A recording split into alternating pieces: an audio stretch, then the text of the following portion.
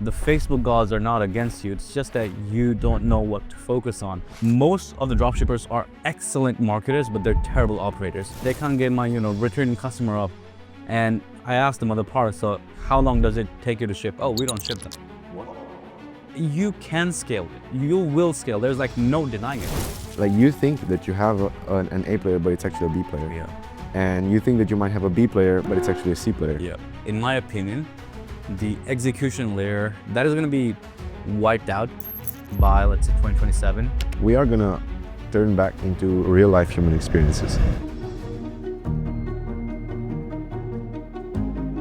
All right, what's good, bro? It's good to see you. Welcome to the villa.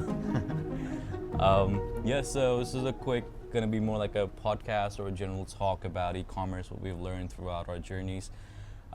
This is gonna be valuable for those who have an e-commerce brand, planning on running an e-commerce brand, have an e-commerce team running an agency, or anyone in particular who wants to know about business.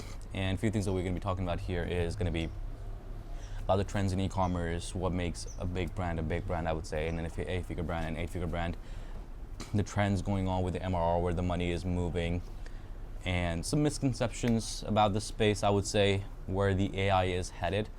But yeah, this is going to be a good podcast, and yeah, some chill, laid back, no professionalism. Yeah, you can swear out whatever you like. But yeah, so let's start with you, Andrei. Just tell everyone a bit more about you, how you started, where you headed, all that stuff. Okay, cool. So I run a CRO agency, and we mainly serve eight-figure brands. Mm-hmm. We serve a couple of big players, and essentially we help them make a fuck ton more money through listicles, advertorials, but mainly, and what's most important, is research, which was the main topic of our Bali event. Mm-hmm. That you have to fucking understand your numbers Mm-hmm. in order, if you want to scale. You cannot scale if you don't track, and if you Mm-hmm. don't track, you cannot measure. If you don't measure, you don't grow. Yeah. Essentially. Yeah. What about you guys?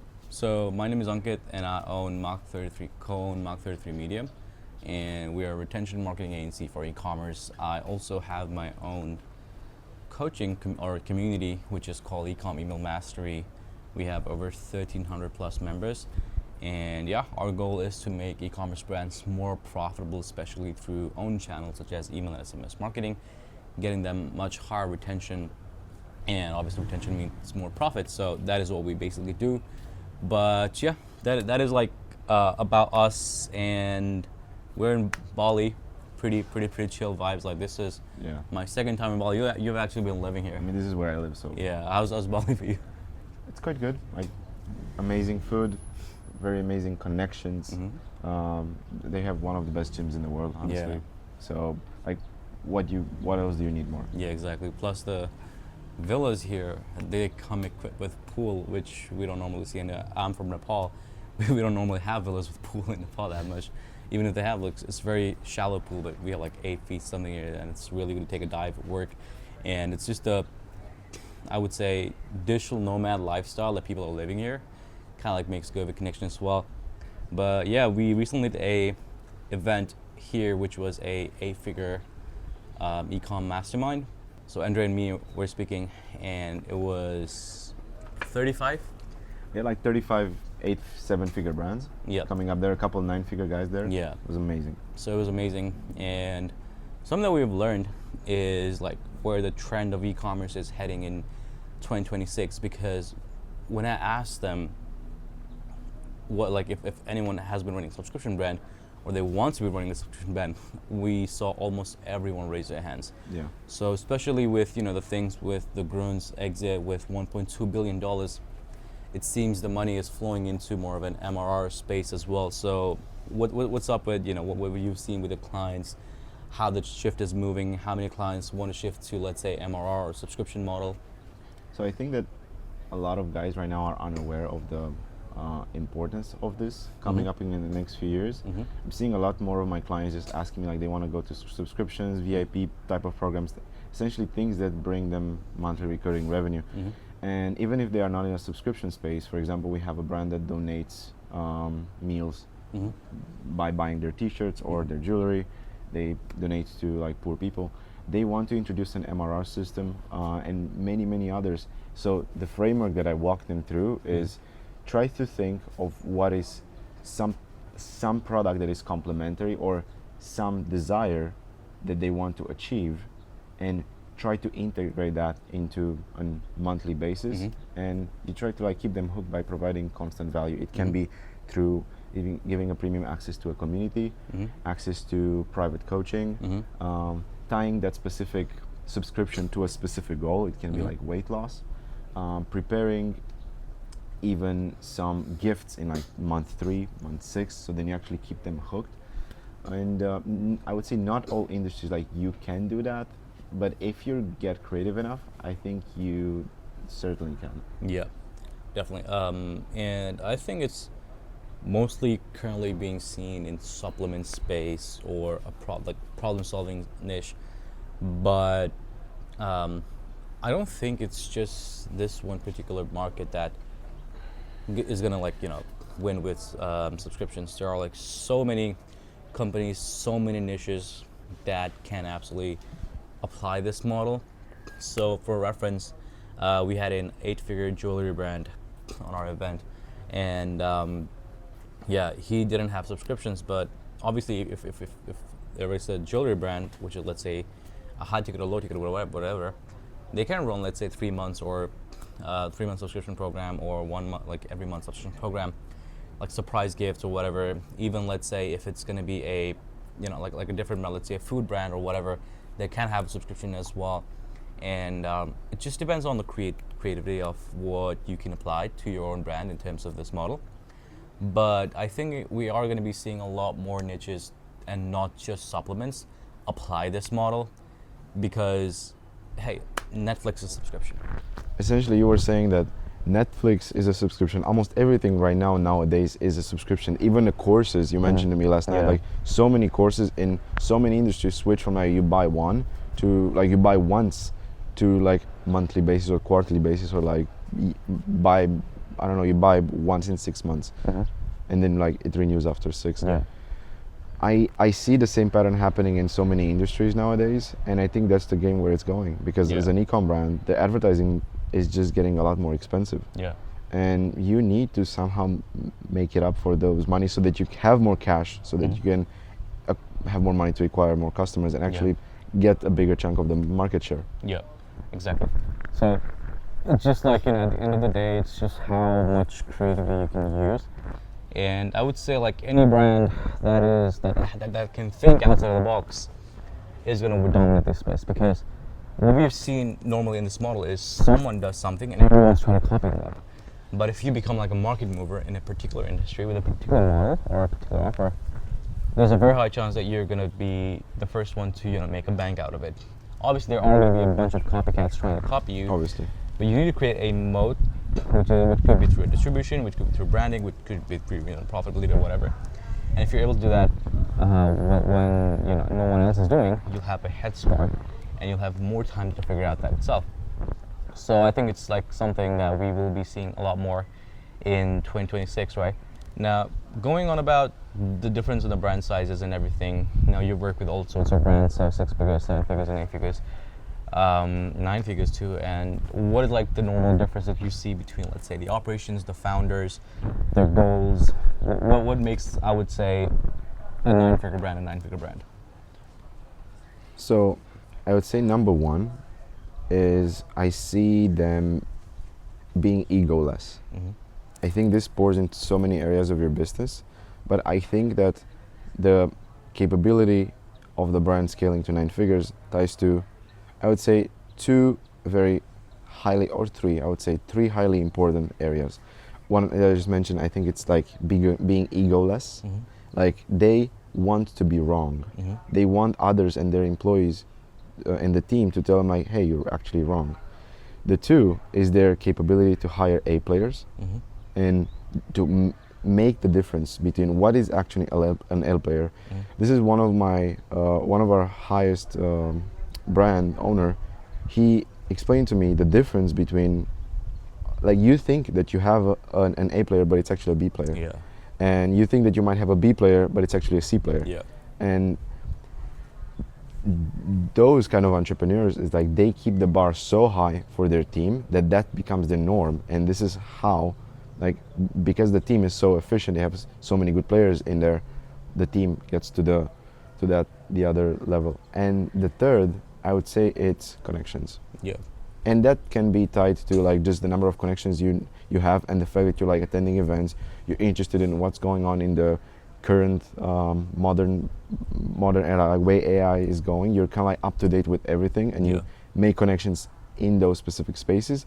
But on top of that, it's also the part of personal branding. I'm seeing more founders, especially more people, even those guys that attended to our event, almost all of them are building personal brands. Yeah. And I think this gives you an unfair advantage to have better supply rates, to have better vendors, better pricing, and actually just get like the top 1% of almost anything that you would need in terms of like help from contractors to actually to reach 9 figures. I think it comes through the power of connections. Yeah, 100%.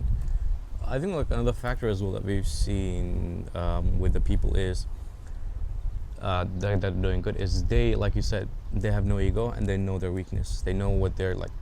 For me, if you're giving me those operational variables and all that stuff, bro, I suck at that. I can't do that, right? And that's why I have like a go-to COO.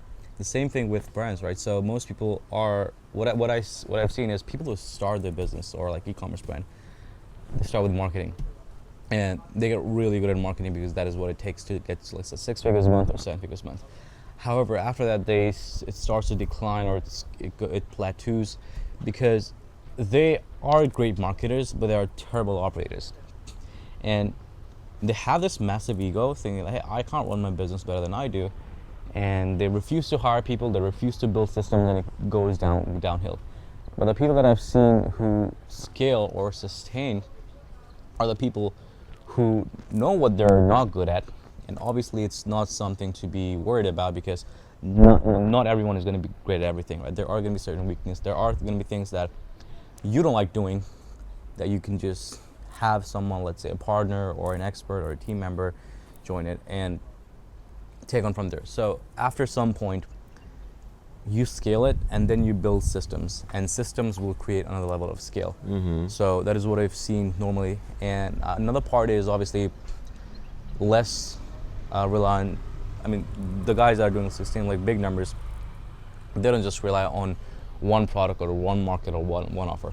So cool, one product, one offer is good. It takes you to a level. Yeah, it takes you to a level. But there is something called the product life cycle, which is introduction, it grows, growth, maturity, and decline.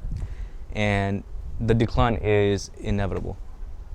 After some point, let's say if you're talking about acquisition, your CPM, you start reaching the, you start reaching the end of your TAM for that particular product, for that particular, let's say, avatar ICP. Your CPMs go up, your frequency goes up, your CPA go up. And obviously at a scale, majority of the brands, I would say, are scaling below their break-even ROAS. And it's because it's that, right? But these guys have a system where they're not just relying on one product or one offer, and they have people coming back from that to buy again and again. Now, it could be through a subscription model, it could be through upsells or whatever like that. But the second purchase is so much more profitable than the first purchase, where if you just apply that, where if you introduce new offers, new products, your decline phase is going to be pushed back and your maturity is going to extend. So I think like there's one part as well, and people are so much hooked to one product. It feels like it's like obviously it's their business that they started, and they start treating it as a baby. It's like, oh no, I can't let this product go. And at the end of the day, it's what causes their downfall. That's what I've seen mostly. What about you? I think it's. Bro, fuck. Bro, I don't know what was that.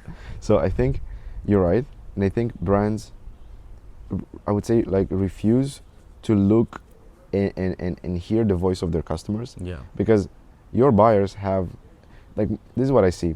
So many operators, they just see the numbers on their Shopify, but they do not understand that there is a human going on the site and actually buying. And that ROAS is made by some people that bought from you. And those people have ideas, and they are going to be the most profitable in the long run if you just pay attention to that specific segment. So then you audit or you ask, you literally, what I said, call your customers, bro. Like, understand why they bought from you instead of competitors. What other products would they want to see on your store? And this is where it gives you like an innovation edge, because some of them might be like, I actually like your product, I think I just might need a different flavor, a different better model with a different wing, or it's like a certain feature that, and there is no other product in the market just like you. Yeah. And then you just innovate, and then you have something unique that solves a real problem, and it's created based on customer feedback. Yeah. And as a consequence of that, what's going to happen? A lot more word of mouth, because your product actually fucking good. Mm-hmm. Secondly is it's going to start to create like a sort of snowball effect, where you're not going to only rely on Meta just running around on a treadmill like most guys are doing. And it's not even about like an MRR system. It's about like making actually a fucking good product that people love, and they come back even you without forcing them. Yeah. But obviously, this is where I wanted to ask you about, like, what are the retention mechanisms that brands can do after the purchase? And now I want to expand into the product side, like the packaging experience, but also the email side of things. Yeah. What do you see here? So I think like after someone just places an order, like don't ghost them, bro. Like that is like the main thing in itself. So here's the thing. You buy something, the worst thing that you can do is you buy something and now you received an email that it's 10% off. It's gonna piss you off because, hey, I just bought something. And you're just selling me more. It's like, no, and now you're giving a discount? When I bought at the full price, it doesn't make sense. So number one, stop sending discounted emails or whatever to the recently buyers. So whenever we send campaigns, we exclude like a certain period of buyers, let's say 14 days, 30 days, whatever, based on what the brand requires. Another part is just give a fuck about your customers after they buy. So in the post-purchase sequences, have educational emails, make them feel hyped, make them feel like, hey, you bought from us and we're not gonna ghost you. Here's what you can expect with the product. Here's how you can use it better. Here's how you can, use to improve your life faster, whatever, yada, yada, yada. Handle the objections, I would say, that people have before getting the product, and just like sets like a good reputation, because when you have a good reputation, people buy from you. It builds trust. Yeah. And once they have the product, after some time, you ask them how it's going. You ask them, like how to get them like use the product better. Hey, here's top 3 things that you can do with this to make it out and operate longer or whatever, and then sell, then cross sell. Don't be the person they bought something, they haven't received the product, and now you're trying to sell them more. It doesn't make sense. So there's one part. Another factor is knowing when do people make the second purchase. So we can track this on Shopify cohorts or other platforms based on when do people come and buy again. On average, like on average. Yeah, on average as well. Which months, let's say month 0, month 1 or 2, shows, I would say, the highest amount of returning customers. Based off of that, have a data. So you align your post-purchase with those particular time frames where the conversion is, there's a highest chance of conversion. So those are the things that can be done. Obviously with packaging and the landing page, the CRO side, you know better, so I wanted to hear your thoughts on this as well. So I would say in terms of retention, like making them coming back, I would say in terms of real life conversion rate is having the experience to be so much better than others. For example, I saw a brand that when they deliver to their home, they open the box, then they have a QR code that has a full course on this is how to use the product, and it's made by the founder. Like videos recorded raw by the founder, this is how I use it, this is how I take it, and it just makes the experience so much better, like real life. Yeah. The next thing is, what I see is a lot of the brands, when they go into the subscription model, they're just like, these are all the features that you might, or the benefits that you might get. You can cancel anytime, you get like 10% off on the future orders, you have like maybe like 1 or 2. But there are a couple brands that I've seen, one of them I think it's I Am 8th, that what I really liked about them, like how they managed to increase the adoption rate of the product, because we were talking about in your mastermind about the adoption rate is they add gifts in the 2nd month, in the 3rd month, in the 6th month. So this is how you extend the lifetime value and actually the retention in the adoption of your product. Yeah. But what else? What are other things? I think a lot of if we talk specifically about supplements, the number one problem that I've noticed is by also speaking with different customers, with different clients, is they basically cannot stick with the product. They just like take it for a couple of days and then they can just keep forgetting about it. So then every time there is a problem, you have to think of what is the next problem and the next one and the next one and the next one that your customers is having, and you want to, one solution builds on top of the other. You build a solution for the problem, you think of what is their next problem on top of that. If they can, for example, one of the problem once they buy it is like they forget to take it. Then you might just be giving them reminders, or like making a quick app that just reminds them, hey, you need to take this. Or you can give them Monday till Sunday, kind of like you can put the pill in there or whatever it is, so they don't forget about it. The third one is once you solve that problem, you have the next one. What happens if they travel? Then you can give them a certain, I don't know, like a travel pouch or something that fixes the next problem. Then it's the next one. And you just have to like think what is the next one and the next one. And because of the customer experience, and you can even add a community and just go the extra mile. And this is for like everyone in any kind of business. When you see everyone else doing one thing, you're just thinking, how can I do the opposite, or how can I just be totally different? What are other things that people, like no one does, that I can do? What's my competitive edge? Maybe my best friend is a doctor in that specific field that I'm actually selling the product into, and then you just make an amazing course that it's actually for free for those customers. And let's say that you sell to women that are on menopause and they have problems in their relationships with their husbands because they have just some sort of problems when they reach that age, and you just make an actionable, really good course that no one else in the market has but you. And this is how you just create your edge. Yeah, 100%. I feel like this edge applies to relative like all the businesses as well, regardless. That's what we talk about with the agency side of things as well, right? At some point, right, so e-commerce, I would say, you are going to be scaling below break-even ROAS. That is mostly the game. So at that level, obviously, when you're starting out, your ROAS is obviously much higher compared to when you're scaling. Yeah. So I would say up to $100,000 per month. It's mostly just creatives. That's all you need to focus on. But after that, other channels, such as I would say emails, other areas such as CRO, those small tweaks start to make the difference between scale or the death of the brand. Yeah. And I think like one really good insight on this is the revenue per visitor thing, right? Because obviously if I'm spending the same amount to get same number of people, now if you could just increase the revenue per visitor, just it makes sense. more. So yeah, exactly. So what's your take on this? Because obviously you've generated like last year $51 million. 53 last year. now. Yeah. So how do you see this affecting the health or the profitability of the business, allowing them to scale more? Okay, so we talked about the retention side of things. Now about the on-site experience.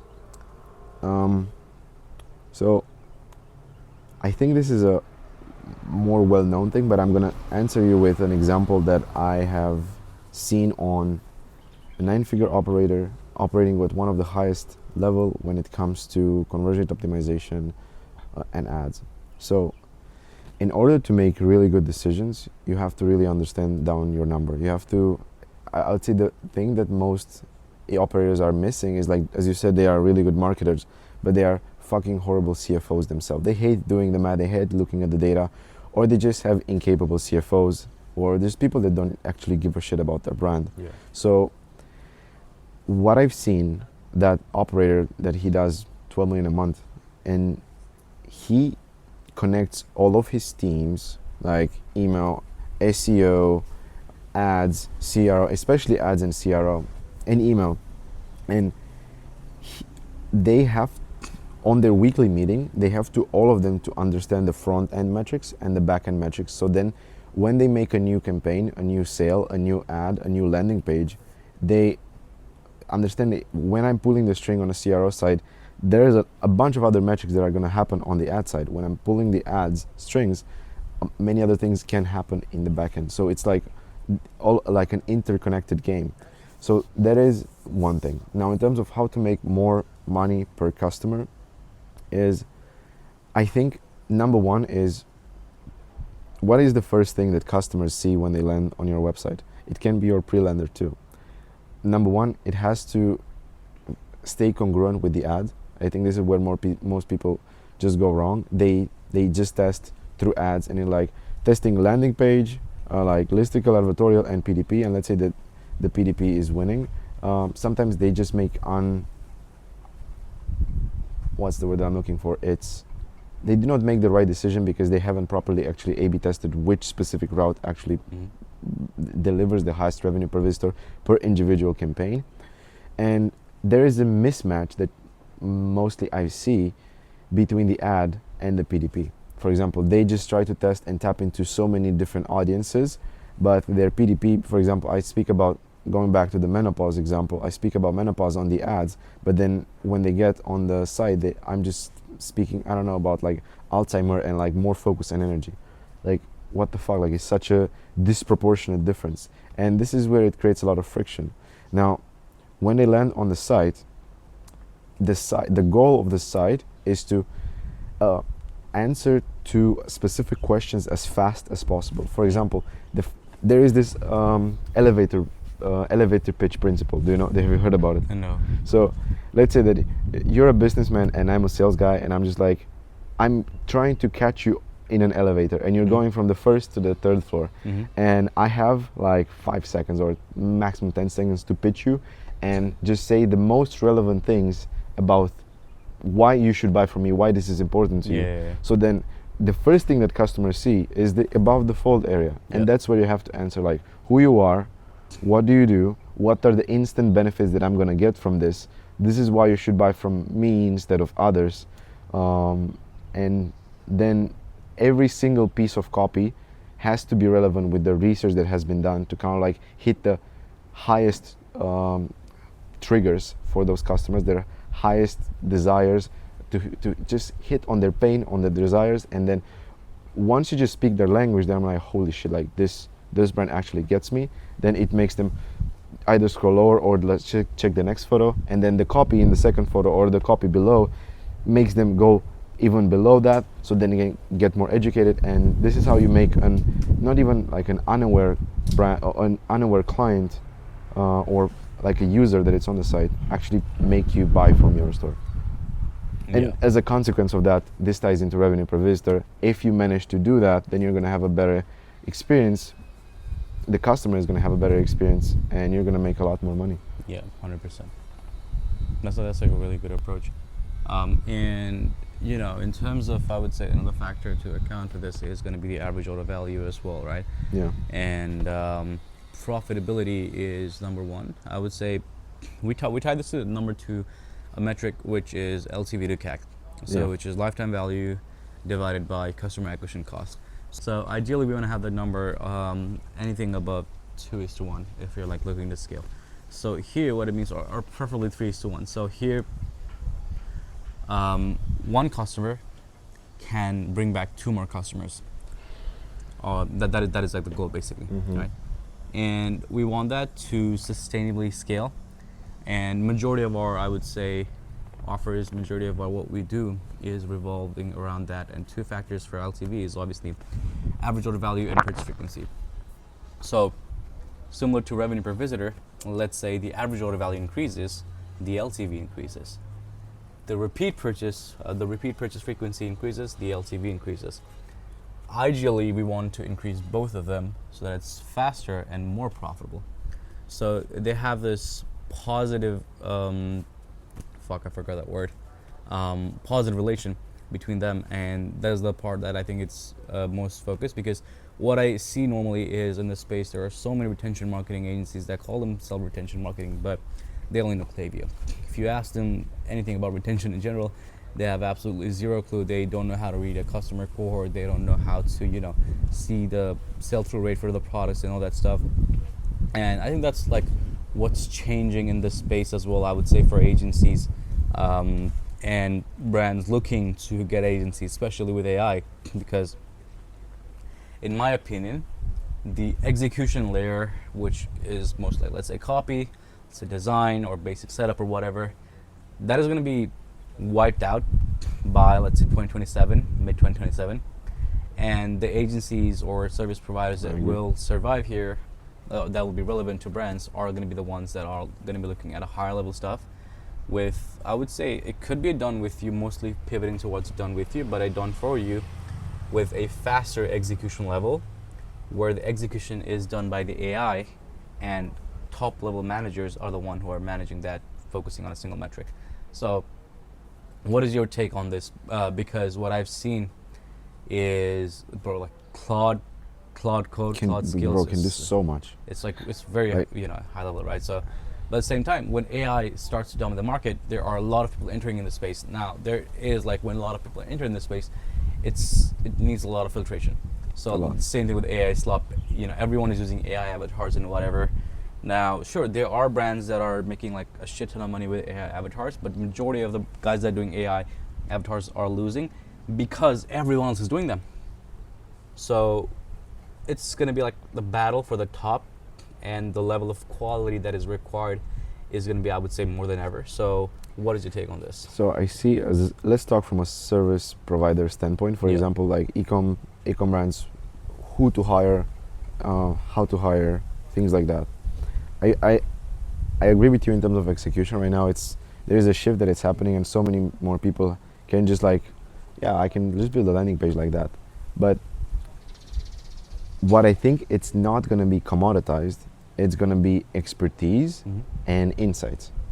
I'm actually quite sad for people that are joining right now only in the AI era, because they actually haven't done like the manual stuff before. Yeah. Like the manual aspect of things just teaches you, the owner and the executor, like so much more than just like, I'm just like reading with AI what AI has gathered those insights, because you have done like 5 years ago so much more like manual stuff. You actually were in the weeds. Yeah. So you gain a sense of level of experience that it's going to be a bit hard to acquire for the upcoming generation. And the other thing is, I think we are moving into a space where an agency really has to understand the whole, as you said, like the macro level of metrics, and seeing exactly, here's the key point, they have to hire the right people to make the right decisions. And how do you make that? Is by having fucking good insights, understanding to read those metrics, and then it's like making the right call. Like, yeah, this is exactly the white of campaign. This is the right offer that we should try to push for this Black Friday. This is the exact same XYZ. And also, I think the agencies that are going to stand out are going to be the one that are going to stay top of the game with the current trends as well. But current trends matter, but you still have to be like, okay, where is the gap within those trends? Yeah. So this is kind of what I see from a hiring perspective, from like a service provider. I think a lot of the agencies are going to start offering CFO services. This is what I would see, especially the smart ones. Yeah. But yeah, I mean, especially like all another factors for, let's say, for e-commerce brands as well, right? With AI, sure, you need to learn the fundamentals and everything about business and all that stuff, but it's just faster execution in general.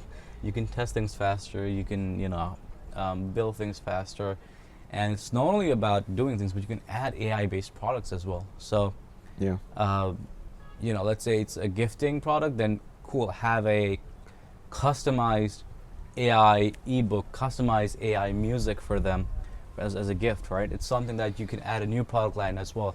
If you're talking about increasing the average order value, you can add AI products, which basically is done by AI. So costs you nothing. It costs you like almost nothing, and it ships pretty fast. So why not do it? Like, actually, I have brands that you just mentioned in the gifting space that are offering, for example, just like, let's say it's a canvas, like a customized canvas, but then you also get like a song made by AI and then recorded in the style that you want. Yeah. And then it's for, I don't know, for your wife. Yeah, exactly.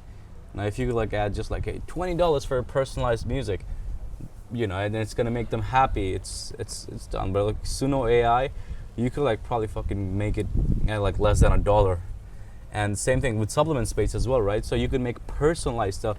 They put their details, let's say their height, weight, their problems, whatever, and an AI makes a custom ebook or a custom health journal for that person, which you can then sell for $10, which is going to help them track their progress, which is going to help them, get results faster. So why not? And it's practically, like I said, nothing to build, costs right? nothing. So definitely, like, brands should also be looking at these kind of upsells, which goes beyond product line, because they have this cogs involved in that side of things, which I think, like, using that as stacking things. So if you're running a subscription product or subscription brand, your subscription offer could be monthly insights. So monthly, like, they can put the data or whatever, and it gets them custom insights, like something like what Recommendations. Yeah, exactly. Helps them build personalized stuff, and you just need, like, someone who is a good prompter, and it's not that hard. So yeah, I think, like, we're going to be seeing, like, a lot of shifts in the industry regarding this, but I'm very stoked to see how this AI thing plays out, not only just in terms of service, but also as in terms of product for people who actually apply it. What's your take on this? Yeah, I definitely agree with what you said, and like I have nothing to add, to be honest, because Yeah. I totally agree with what you said. Like, what my question instantly when you said those things is, what do you think is going to happen after? Like, after, let's say, 2, 3, 4, 5 years into this, and so many people are going to have AI things, because right now we are just, let's say, for the people that are doing this, or for the operators that are already implementing this, is what is, at some point, this market or this trend is going to start to be like on almost like 80, 70, 90% of the brands. What do you do after that to differentiate? Yeah. So my guess in this, like, AI era is that we are going to turn back into real life human experiences. I think this might be the next game, and I don't know exactly how yet, but I think it ties to two words, like real life human experiences and real life connections. Because right now with like internet, people are so scattered. Before, we used to have a lot more communities, like real world communities. This was like 80s, 90s, and now with the era of internet, everyone is just staying on their phone. People crave a lot more connection, and I think the future might be communities in, like, almost anything. That you could have, like, yo-yo communities that people are just like skating communities, whatever. Yeah. It can be in anything, that people are just, like, genuinely interested to grow in that specific area, and real life human connection. I would say this would be like after, and you can catch up. You can do that earlier right now. Yeah, 100%. Yeah, I think, like, in my opinion, there's that as well, because events are going to be a good thing, especially in this digital era, and really, really stoked to see that. So even what we did right now with this mastermind event, where we get like only 7, 8, or 9 figure brands in there, even if they were at different levels, there was so much value that a 7-figure share with like an 8, or like 9 with 8, or 8 with 9. Essentially, I've seen firsthand how much they appreciated just like meeting with people that do the exact same thing as them, because they said, like, I'm in Bali for like a year and I barely know people in e-commerce, like that are actually high value people. So we just managed to do that, and it was fucking cool. So I would say the same thing is like with a brand, with an agency, is like, bring your people together. And this is gonna make such a huge differentiator in terms of branding, authority, in almost any kind of business. Yeah, 100%. Yeah, I think that's like a very, very good thing as well. And it's gonna be like global, bro. Like, as far as I know, the guys in Evolve, they hosted like an event in Marrakesh, bro. So fucking Africa. Yeah. People flew during the war, bro. Just to get there. Just to get there, bro. Like, you had like a whole ass war going on in the Middle East. People still bought like tickets, and bro, ticket prices were like above $10,000. They went there, paid $2,500 extra, and that is like more of what things are gonna be like, and personal connections, like you said, right? And also living in Bali, right? Pretty sure like you've seen a lot of people, in this digital nomad space as well. And places like this are like really good to vibe.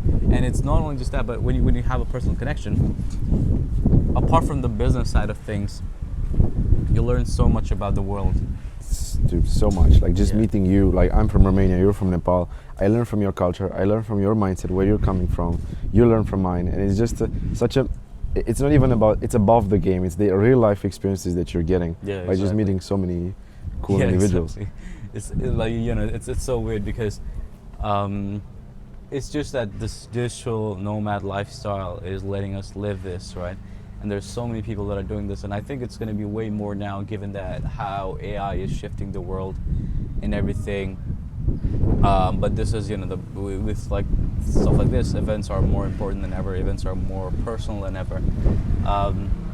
Going about events, I also think that, let's say there is like a brand that is like, let's say, a country specific or like, whatever like that.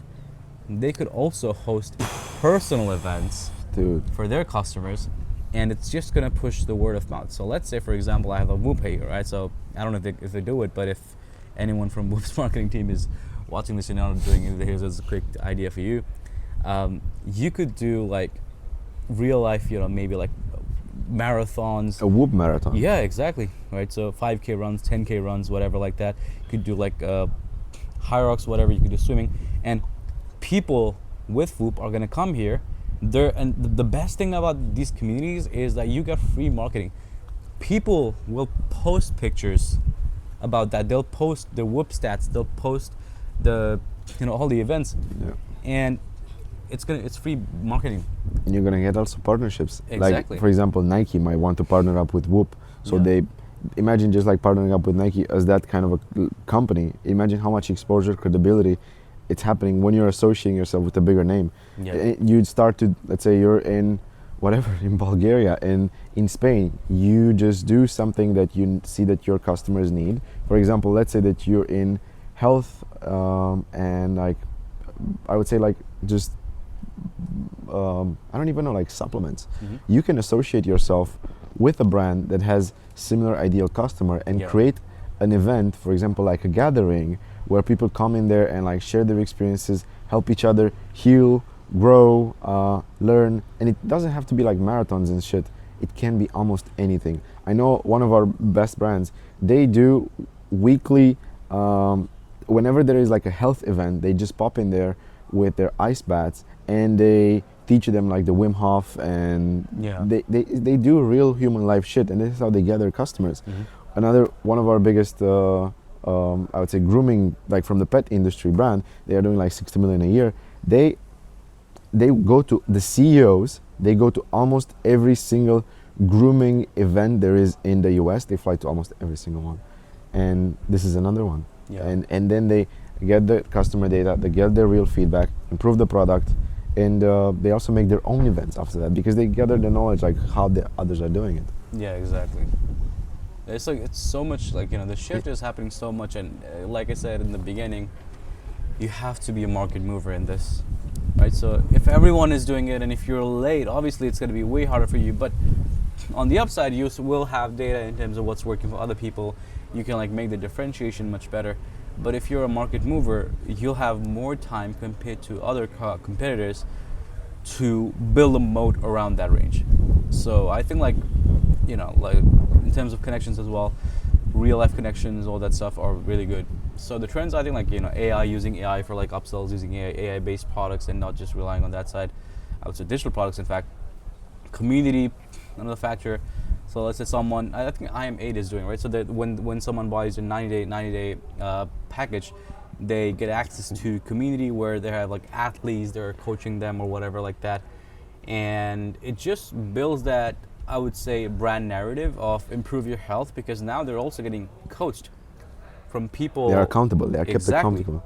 That heavily increases the perceived value of your product even higher than that. Yeah, exactly. Imagine that if you just go the extra mile, as Hormozy said, in almost every industry, in whatever aspect of it. If you have like a washing, I don't know, like laundry place, if everyone just washes them in like 2 days, you just wash them in like 14 hours, 12 hours, you just won that specific segment because of the heavy differentiator, and you went the extra mile to build the systems that allow you to be so wildly different and more powerful than your competitors. Mm-hmm. Yeah, 100%. And in this regards, distribution is equally important from what I've seen. It's like people build something and they want, so what I've seen is like, people love their brand, obviously, right? I mean, it's what they've built. They put so much blood, effort, sweat, tears into that, but they love their brand to the point where they are, like, I would say, kind of delusional in terms of how people perceive it. It's like, hey, people think my brand is the best, so even if I'm not running, like, ads, people should want it, or all that stuff. And I've seen, especially in the tech space, where people are like, I've built this, now people should love it. And I've seen the same for e-commerce.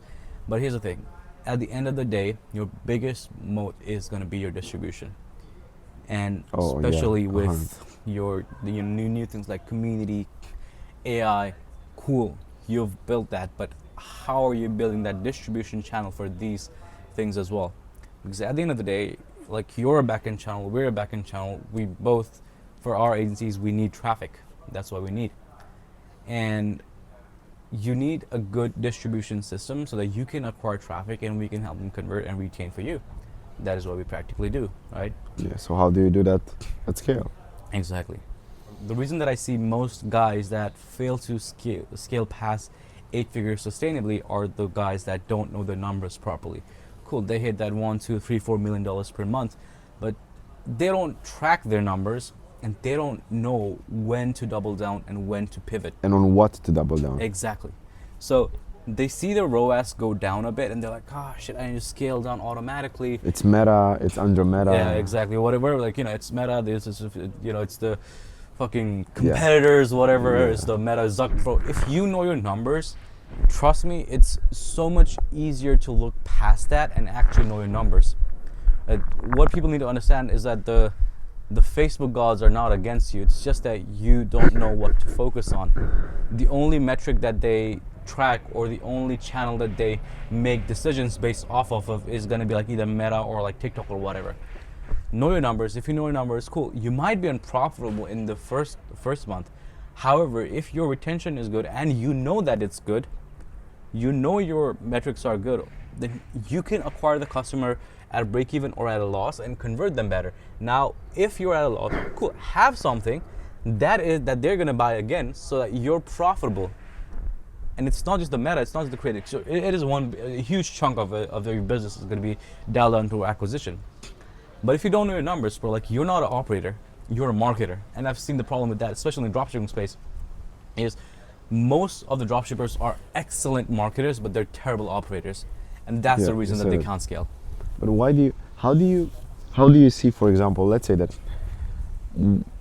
I'm an 8-figure brand, and let's say that I'm doing 30 million a year, and my profit margin is like, let's say, like 15%, and I have let's say like a 15% also returning customer rate.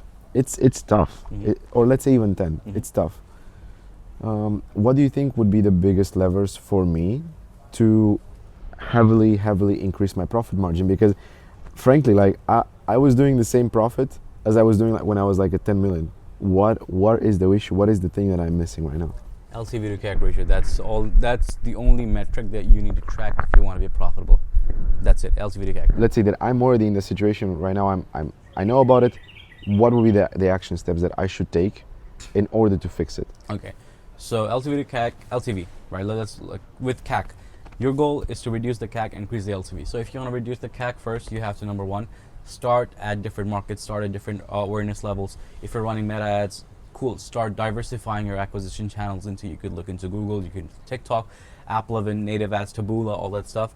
And start also looking at, let's say if you're running mostly meta ads for solution aware people, cool, now have a different funnel to target problem aware. Now this is what you're doing is you're increasing your TAM size so that your frequency is much lower and your CPMs starts to drop. Yeah. Now your goal is to convert those people. Obviously you can't just run ads and forget, you have to convert them. Lower the CAC that way. Have better creatives. At the end of the day, creatives is what creates scale. Have a system where you can launch as many creatives as humanly possible and have a system to track and improve them. Mm-hmm. That's with the customer acquisition cost and have like better CRO stuff. If you have like higher conversions, obviously your CAC is lower. Obviously, yeah. LTV, average order value, and purchase frequency. How do you increase your average order value? What you do is you have bundles. Post-purchase upsells. Exactly, post-purchase upsells. You have better offers. You have, let's say, 90-day packages or whatever like that. Average order value, have more product lines, have bundles, all that stuff. Purchase frequency, have products that people will buy again, number one. Have like actually have a good product that people, when it's not fucking scammy or whatever. Because, bro, there was one time when I had like a sales call and the guy told me, hey, we want to increase our returning customers, and it's like the old agencies are shit. I've tried them, whatever. They can't get my returning customer up, and I asked them other products. So, like what is like? How long does it take you to ship? Oh, we don't ship them. What? No shippers, and they want to increase their. So what the fuck are they talking about? Just create a good product, and you have guys that are shipping the product after like 1 month. You have guys that this product don't even work. So have a genuine product that people will buy again, number one, and give them a reason to buy again from you. So improve the customer relationship after the post-purchase. Have pre-purchase, I would say, messaging angles framed at, let's say it's like supplement. Supplement is not gonna fix your problem immediately. You need to like be consistent. You need to use build a habit of adoption. Frame it properly, and have touch points that kind of like is targeted towards when they're about to buy again. So use the customer cohort data and to retarget accordingly, and just give a shit about your brand, bro. Like, it's not that hard, right? So that's like I would say are the ways to increase the LTV to CAC. Nice, sick. And this is by doing that, I'm essentially making sure that I'm putting more profit into my pockets. Exactly. As well. Interesting.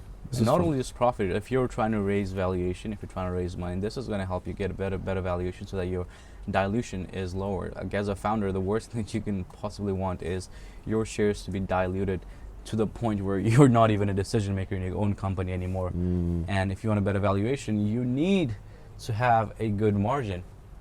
And profit, better valuation, better margin, whatever. At the end of the day, all the business, every single business in the world comes down to scale, comes down to LTV to CAC. So if one customer's LTV is enough to pay back for the acquisition cost and buy 3 more customers, you can scale. You will scale. There's like no denying it. One customer gives you enough money to buy back 3 customers. That's like, 100% profit. So why not focus on that? Yeah, fuck. On top of this, I want to add one more thing, which I saw only one brand doing this, one of our clients, and I think they're doing fucking fantastic. They have systems for getting customer feedback by calling them on a, let's say after 14, 15 days of getting the product, or if it's a supplement after 30 days. But this would be, for this specific case, like 14 days. And what is happening, they get the data, the customers see that the brand actually like gives a shit about them, and what is happening, they refer them to other clients after they give them other clients like by word of mouth, and they become repurchasers. Yeah. Because you done what 99.9999 of brands are not doing, which is actually just like giving a shit about the end customer. It's the same in agency space. Why do you think most brands churn? Like, it's 2 things. It's like results, like they don't see the results, and it's care. For example, if you care a lot more as an agency for your client, for the client's brand, they will stay with you even if you have a bad month. It happens. Yeah, it happens. exactly. It's normal. Sometimes it's even out of your control, because so many things are happening right now in the world with like the wars and Trump and like so many other topics that are out of our control. And sometimes those things affect Meta too, and the updates that they're launching. So I think the number one thing differentiator is ultimately care. Yeah, I think this conversation was really insightful. I hope the guys watching this, Same. you guys also have like a pretty good insight as to what it is. But yeah, bro, like it's a pleasure meeting you, doing events with you. Yeah, and, how people can find you. Oh yeah, shit. So you can find me on Instagram. We'll have the link down here somewhere. I have my YouTube, I have my Discord. All the links will be down here, both me and Andrei's. Same. And yeah, if you guys have anything, just hit us up. If you want us to work with us, book a call, whatever that you guys want, right? So yeah, Ask us in the comments. Like we Yeah. might make like a new podcast because we are gonna meet again this year. yeah, if you want to like suggest us any topics, it could be a virtual podcast, it could be a real podcast or whatever. Maybe in a Bali, maybe somewhere else, Dubai or whatever. But yeah, man. Awesome. It's It was been really good to see you, bro. Yeah. Likewise, brother. Aye. All right, peace.